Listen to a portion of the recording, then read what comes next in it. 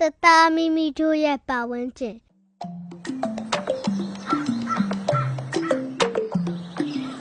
နင်းနင်းတယောက်အိမ်နဲ့မနီးမိုးရေးမှာရှိတဲ့ပန်းချန်ထဲကိုရောက်ရှိသွားတယ်။ရောင်စုံပန်းကလေးတွေပွင့်နေတာတိတ်လာတယ်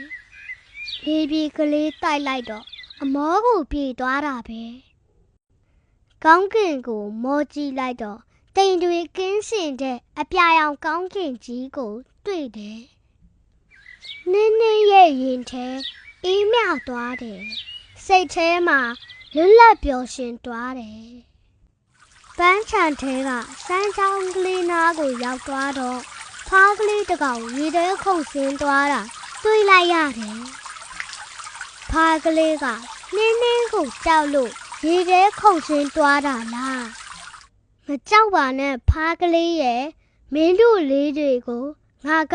ချစ်ပါတယ်လို့ပြောလိုက်တယ်။ဖားကလေးကရေဆက်နားမှရှိတဲ့တောက်တုံးပေါ်ကိုခုန်တက်သွားတော့မျက်နှာကိုရေဆက်ကလေးတွေလွင့်စင်လာတယ်။ဟဲဖားကလေးကမျက်နှာကိုရေနဲ့ပတ်တယ်တော့ဆိုပြီးတခိခိရီရီနှင်းနှင်းတယောက်ပန်းထန်ထဲမှာပျော်နေပါတယ်။ပန်းထန်ထဲမှာကြာနေတဲ့နှင်းနှင်းစီကိုမမေကလိုက်လာပါတယ်။မိမိနဲ့တွေ့တော့ပန်းချန်ထဲကလို့နေရာတိုင်းမှာတက်ရှင်းလှပနေရင်တိတ်ကောင်းမှာပဲနော်အခုလို့တက်ရှင်းလှပနေအောင်ဘယ်လိုလုပ်ရမလဲမမေလို့မေးကြည့်မိတယ်လူတိုင်းက